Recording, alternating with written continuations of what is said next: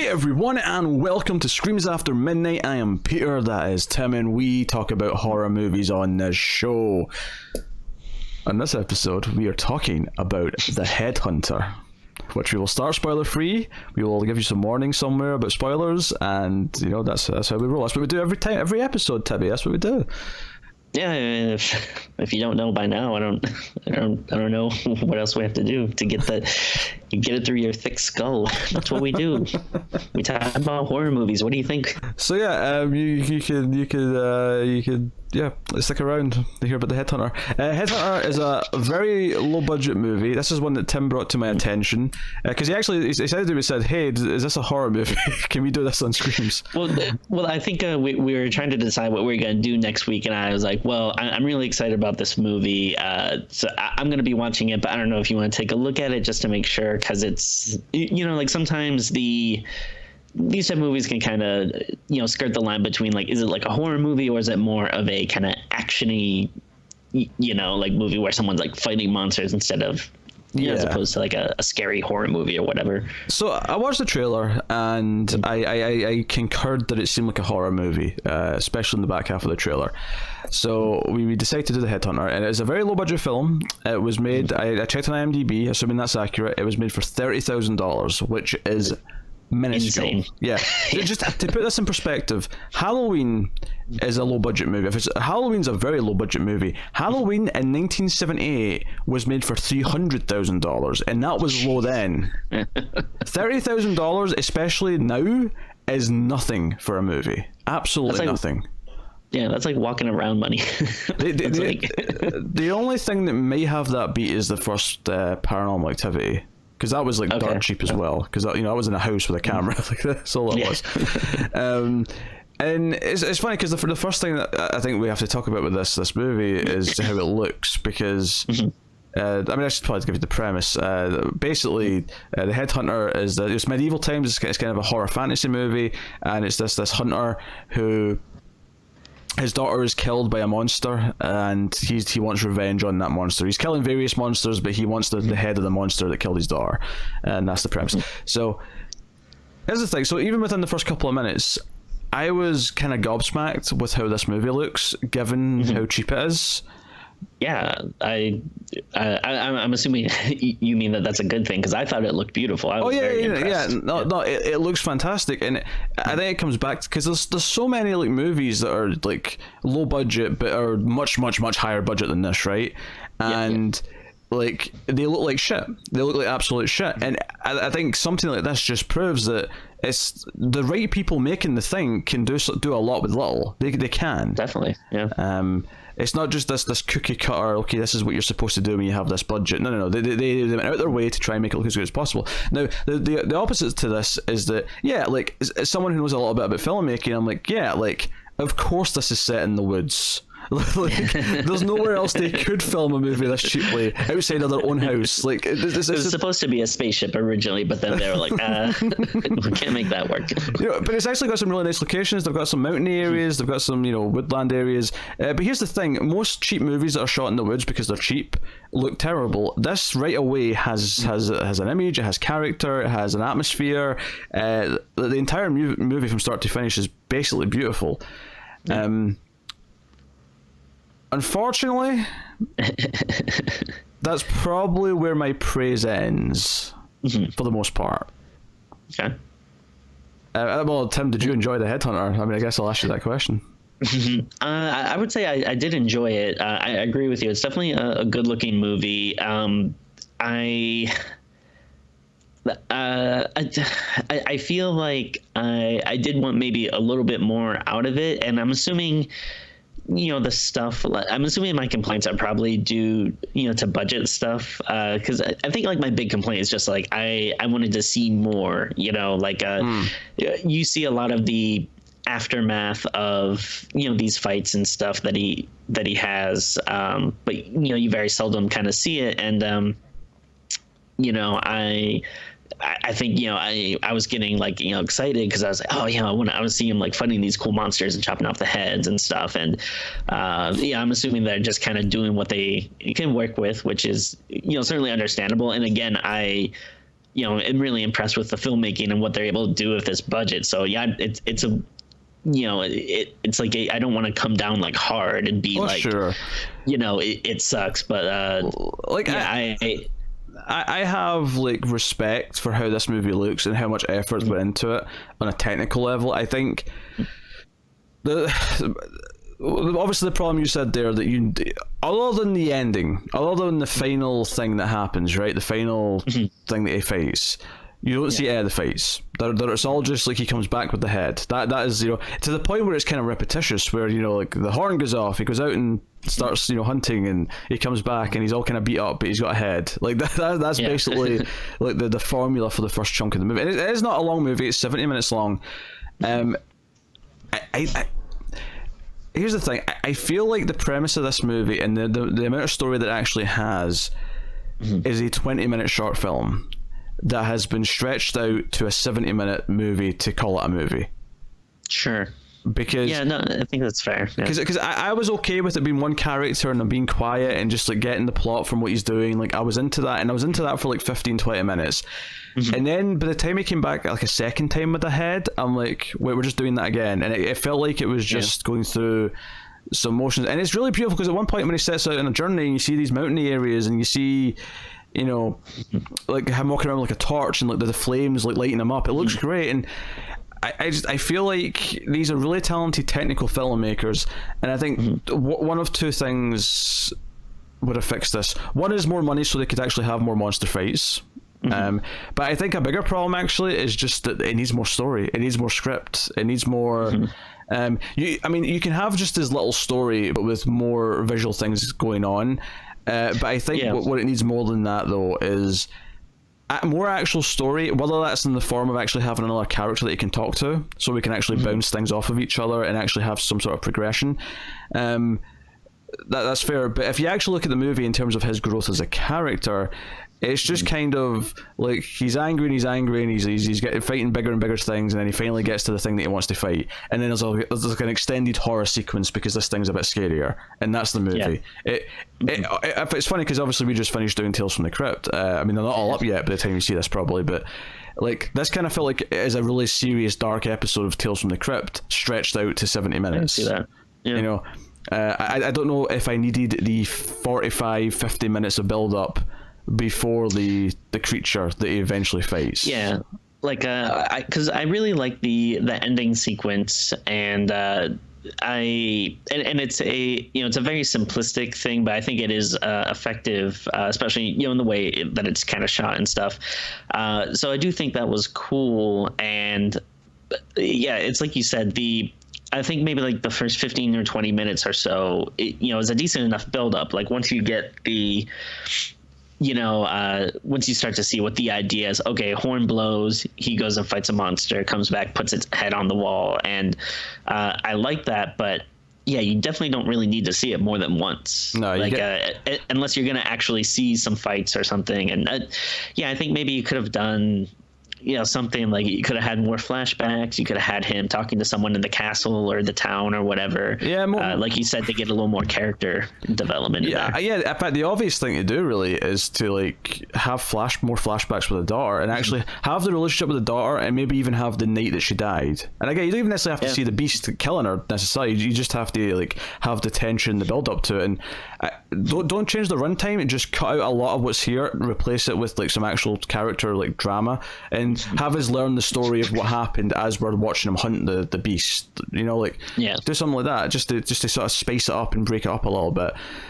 And again, to be like a little bit fair, like the and you kind of mentioned this like stuff already, but it still does look good when he's doing it, and it is still cool. It's just that it is so repetitious. Like, it feels like you kind of watch the same scene like about 2 or 3 times. And because here's the thing, like, because what I thought was going to happen, because when he finally gets the message for the beast that he wants, right, that he wants vengeance on for killing his daughter, that's the first time we actually see how he kind of gets messages. It kind of implies that there is other people in this world who are close by who are relying on him to do his job and relying on him to be this headhunter, right?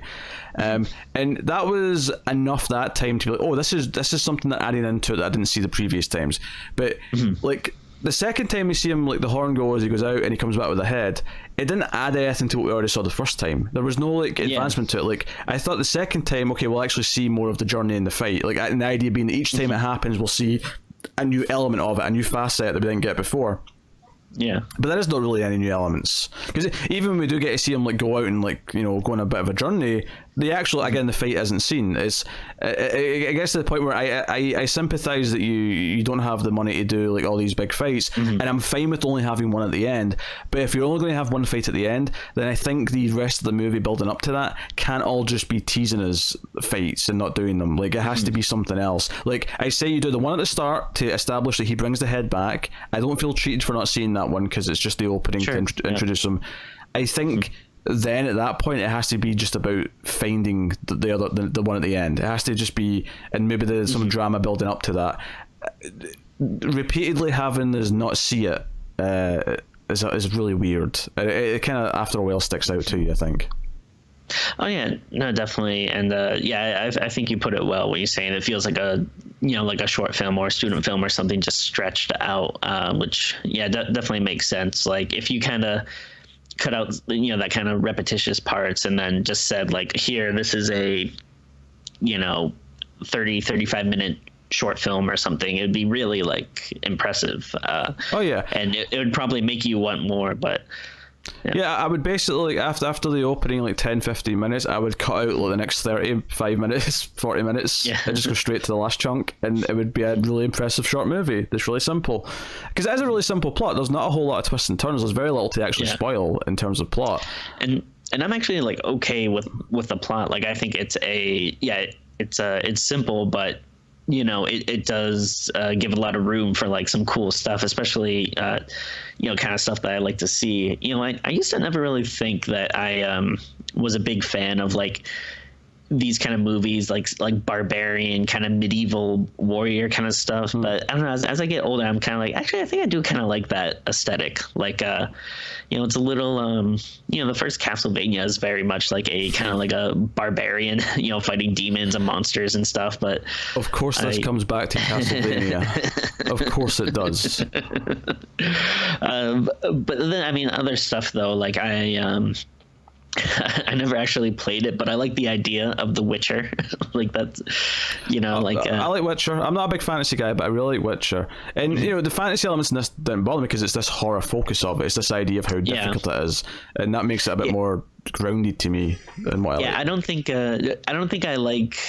Well, maybe I shouldn't say not like, but I'm not like a huge straight up fantasy guy. But when you mix like fantasy with horror, or even something like Star Wars, kind of like fantasy mixed with like sci-fi or something, like that's kind of, I like that, maybe adding like another element to it.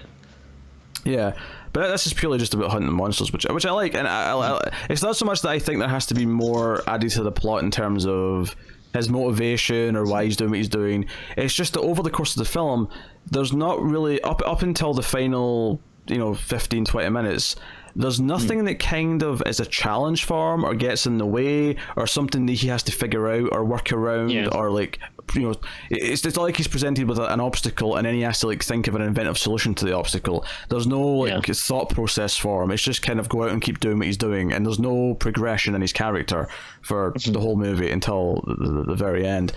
And you know what scene I liked, and I don't know, it's not really a spoiler, but I don't know if maybe we should just go into spoilers. Sure, anyway. Okay, full spoilers from this point on for the headhunter. But I like the scene where he's actually camping out, like he has the fire going, and there's like a dead like body next to him, and he's kind of talking to it, and like even though it's just him talking, I do like that. You're actually getting some some dialogue, and it kind of feels like there's another character there. Oh, because there's not a lot, and this is actually probably the biggest effect in the movie is that he looks over and he sees like a troll. You just see it for a couple of seconds, just walking above the trees, but it kind of makes it feel like it gives like a nice sense of the world. That was cool. Yeah, no, that was a neat moment. It's funny though, because when you're watching a low budget movie like this, you can sort of feel like they've got enough money for 2 moments, and that's one of them. Yeah. So you're just kind of waiting for the ending, because you always assume, I think, watching this, at least I did, that okay, any creature effects that we're really going to see are going to be in the ending, because that's what they've saved them for. They're going to build up to what they think is a money shot, and I think the other problem is that even when he kills the thing, or at least he thinks he kills the thing that killed his daughter, because it comes back, right? Because he actually gets it, he gets the head, he has it in the cabin, but it disappears and sort of reforms, and that's kind of where the ending chunk comes from. Yeah, and he has this, so every time he comes back from battle, like, he seems like he's very, like, badly hurt, and he kind of, like, rubs this, like, black goo on himself that I guess is, like, some type of, like, healing property or something, and then you kind of see that he has the head of this creature that he killed, that he just kind of like lays in his cabin, and then that black goo kind of falls on it when there's this like shutter that keeps opening and pushing it further, and it's kind of funny. I was like, oh man, just like close that shutter. Just if you did, none of this would happen. But yeah, it kind of like resurrects the head, and and it's cool, and I like that the head is kind of crawling around, and it's just nice little practical effect. The stuff after it, where it's like jumping out of the little pool of water that's around his house, and then he's chasing it through the cave. That's kind of the ending. He's sort of strangling it and fighting it, and rips off the skeleton from the head, and it's got this really demented kind of head. Like, that stuff's pretty good. I mean, admittedly, I think it failed a little bit for me, just because by this point it'd been too much build up, and it wasn't enough, right? Yeah. My bigger problem with this, though, is that the fact that he actually defeats it and it comes back, we don't get to see him defeat it the first time. So the thing that he's been hunting that's killed his daughter, he actually deals with off camera like he has everything else, and just shows back up with the head. It's really anticlimactic. It's like, wait, this was the thing you were hunting the whole time, and you just did it off camera like it was nothing. That was the one that bothered me the most. That was the one where he just came back, he had the head, he threw it down on the table or whatever. I was like, I feel like we should have seen the struggle to kill this thing, because this is the thing that he's been hunting. This is the personal one. Well, certainly, yeah. And I know it's because they wanted to have it come back and have their horror sequence, but it felt like narratively it just was such a weird choice. Yeah. No, I totally agree. And again, you can assume that most of it probably just like a budgetary reason, and I don't know if maybe that's why they have so many scenes like that in the beginning, because maybe they're trying to set that expectation that you're not going to see this fight, which is fine, but it would have been more effective if you did actually see it.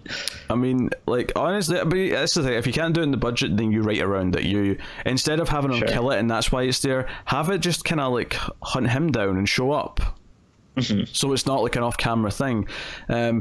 And of course, the ending, of course, is that we think he's won and he's defeated the beast.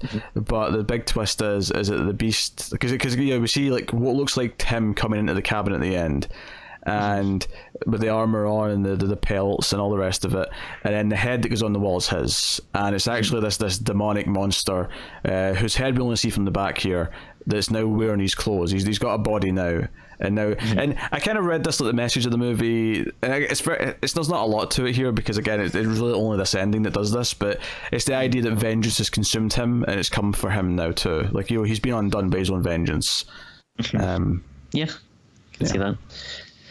Yeah, I mean, that's fair, and I mean, I like the ending. It's definitely dark, but I think it worked for me. And then, I like all the stuff where you see this head is like crawling around, and it's looking for a body, and I like that it kind of has this like raspy voice where just keep saying like need body and stuff, and then you like early in the movie you see that he has this kind of like little grave site where his daughter was buried, and when this thing's running around, I just kept thinking like, is it gonna go for the daughter's body? Like, it's so messed up, and then it eventually does, which I thought was pretty cool, and that was like another like like good effect. Like, it definitely seems like they couldn't do like a full metamorphosis thing, but when it is kind of like attaching to the body and stuff, is cool. Nah, like what's there is good when it gets there. That's why I go back to it should just be a 20-minute thing. Like, just have it feels kind of padded out, Which I think would be fine if you just had better writing to actually give it story to build up to the last 15-20 minutes. Unfortunately, it's a lot of padding. It's a lot of just repeating the same things. It's a lot of, and they're fine the first time it happens, but by the time he's doing it for the third time, it's like, what am I getting out of this now? You're basking in your visuals, and your visuals are great. They are, but it's not progressing. Yeah, I would say, like I would say it didn't, like other movies, like stuff like this might have angered me, but at least since it did look good, and I like the aesthetic, I like the way the character looked, I like, it's pleasing to watch. So I wouldn't say that it angered me. It did definitely make me feel even though it's a very short movie, it did make me feel the time slipping by. Yeah. I mean, unfortunately, I wouldn't say it angered me. I mean, sadly, I'd say it kind of bored me. Like that's the result. Is after a while, there's a chunk in the middle of the movie where I was just kind of out of it and just kind of checking the phone maybe a little bit, and things like that. I mean, I would be really like interested in like seeing, I don't know, kind of. I'm trying to think. Like I still like this character and this premise and stuff. Like I don't know if they could do like a sequel or almost like a redo, kind of like Evil Dead 2 style, where it's like, we're gonna do kind of just the same movie, just a little better, or something like. This time we've got a few $1 million though to spend on it. Because it's a hell of a. It's they have the DVD out. It was played in a couple of festivals, but it's a great calling card to be like, hey, look, here's what we can do with this budget. If you give us a little bit more, we can make something really special. It's hard because I definitely don't want to be like too negative, because especially as someone that like does their own like creative stuff. Like I've been working on a comic book for a while now, and like it's really hard to do something like by yourself, even something that's kind of simple. So I have like a lot of respect, and that they're able to put something together, especially that looks this good. But I just would love to see it on a bigger scale, I guess. I mean, I have respect for the people who made this. I think the direction's pretty solid. I think the visuals are great. It's amazing how much they got out of that money. It really is. Which is why I say that I don't think my main complaint is going to be that we didn't see enough. My problem is that the script then didn't account for it and write around it. The script actually made it feel worse that we weren't seeing things, as opposed to just making it work in a different way, which it can do. It makes sense, yeah. Which is why I say that if you want to just keep it as it is, then just cut out like the middle 30-40 minutes and make it a much shorter movie. And I think I'd enjoyed it more for that. So I want to critique it, but they said to me, I do respect like the effort they put in here. A lot of love and effort went into this. It really did. Yeah. I just don't think the writing was there to account for the shortcomings that we're going to come across in the story. Yeah. So that's fair. Yeah, obviously this is a 70-minute movie naturally, and there's like 5 lines of dialogue. There's not a whole lot of subtext, I don't think, beyond what I said about the ending. Maybe I'm wrong. Maybe I don't know enough about the folklore to delve into it to the same extent. But I like the music. We haven't mentioned the music yet. Yeah, it's kind of a subtle. Like it's not a very bombastic score, I guess, but it definitely works well with the movie. It's a bit ethereal. It's got some emotional violin pieces when he's like at his daughter's grave and stuff like that. I think my only complaint with it is that sometimes it sounds a little bit too harsh. It's kind of that thing where if you're on like shitty speakers, like higher frequencies will make it sound really bad. Except I know my sound system's fine because like I had to turn this down a little bit compared to what I normally do because it was sounding a bit rough. Whereas like on any other movie, I'll have up like 10 decibels higher and it'll be sounding great completely. Yeah. So maybe that's just again because of the budget it's coming from. The sound designs maybe not as perfect as a fully professional Hollywood production would be, which again understandable, but worth pointing out is that I noticed it. I didn't have a problem with it, but I really don't have a good setup. I have a very tiny TV. I don't have like speakers or sound system or anything. So. Tim, get yourself a nice cheap sound bar. It'll change your life. I promise. Okay.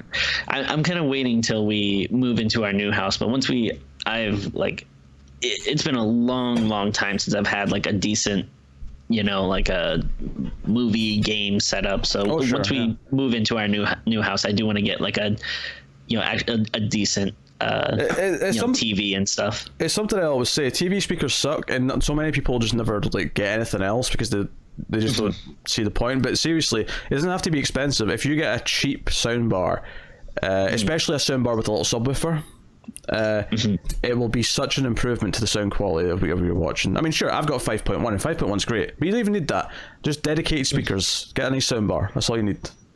I'm gonna have to hit you up with some recs when once I'm moving and setting stuff up. Yeah, because I mean my speakers that I've got for my my PC, they were like $30, just a little 2.1 system, and they won't measure up against the expensive stuff, but they are so much better than just coming out of TV, so much better. So I recommend it. And it's just because the shape of TVs, but it's because sound in TVs has gotten worse because they've gotten thinner. Oh, interesting. Okay. So that's something to consider. Anyway, so the Headhunter, I respect it a lot, even if I think the final product is lacking mainly in the script department, which is a shame because I think so much else of it. Like, I'm impressed with what they were able to achieve in so little money. Yeah. So, we'll see. It's a one-man show as well. You get the actor doing the whole thing by himself. He's very quiet and stoic, and he's fine. Like, there's no point where I think he's failing the movie or like hamming it up or anything like that. He does it's not. I wouldn't say it's the most demanding performance ever. Sure. Yeah. But he doesn't mess it up. So points. Yeah. Points for I liked sure. him. Yeah, kind of reminded me of like Alan Moore a little bit. Like a few scenes, he kind of looked like Ron Swanson a bit. I can see a little bit. Actually, I thought Ron Swanson as well. There was a couple of points where I was like, he looks a little bit like Ron Swanson with a beard, and I was thinking of Ron Swanson going into like the woods, like in the summer or whatever. And this is what he does. Yeah, who knows? I mean, after the show ended, maybe that's what he did. Yeah, with himself. I'm going to say that the monster that came and killed him at the end was Tammy Zero. That makes sense. That fits. Yeah, her name was Tammy. I know that for a fact.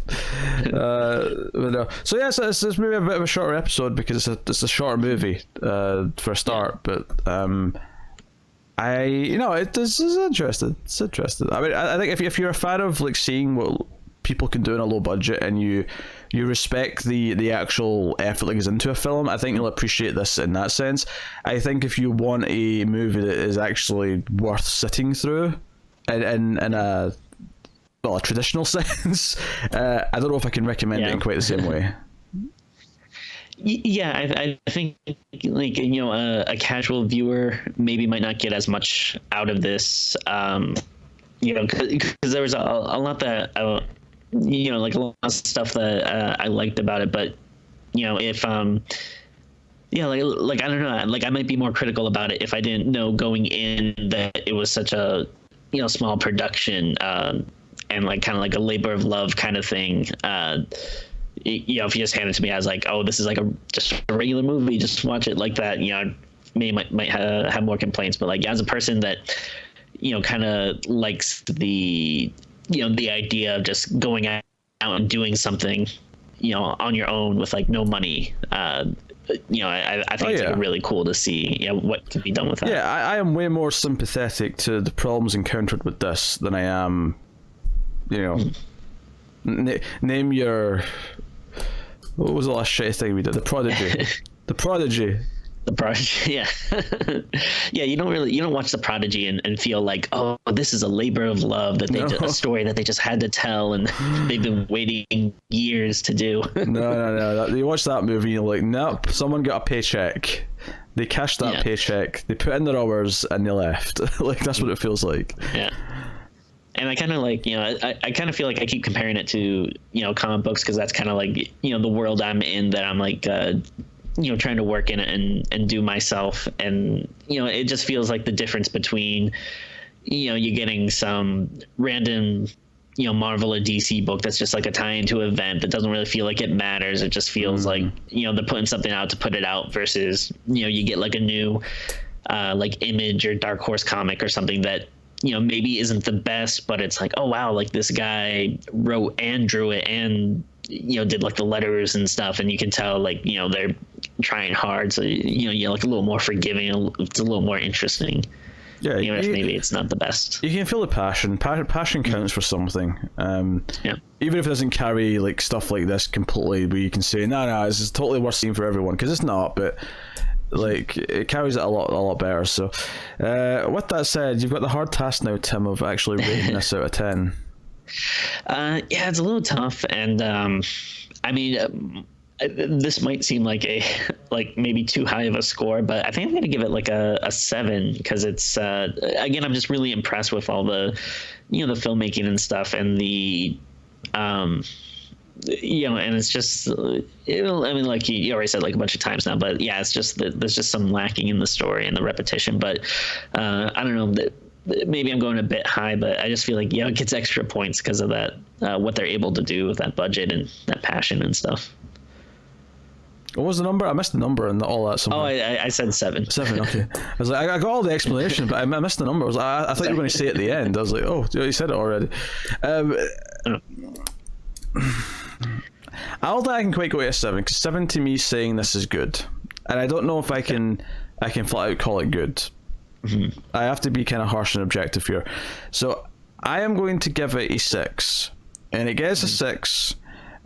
Which is above the mediocre line, because you feel the passion because it looks really good and some nice music, and you can genuinely feel the passion behind it. It doesn't feel like some idiots were just making some schlock that they don't understand. But it does have serious problems with the script, and I think that's why I will critique it for that. It's not just that, it didn't have the money. Well, yeah, but part of doing that is then rating around what you do have. You rate the script to suit the budget you can shoot with. So on that, I think you can actually validly critique this and say that's where it falls down creatively. So I'll give it a 6, because I think there is some merit in the filmmaking, and just being impressed. Like $30,000 got you this? What? Okay. Yeah.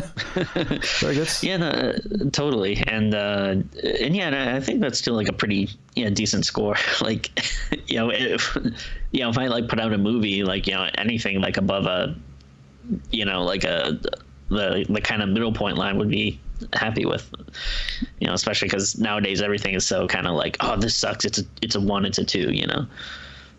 Good to know. So when Tim's comic book comes out, I'm going to correlate all the reviews, and it's going to be nothing but like 5s and 6s out of 10 on his poster. Just like, new comic book by Tim, 6 out of 10 comic book beat.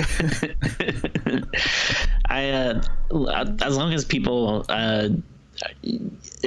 honestly, as long as people buy it and give me money, I'm fine.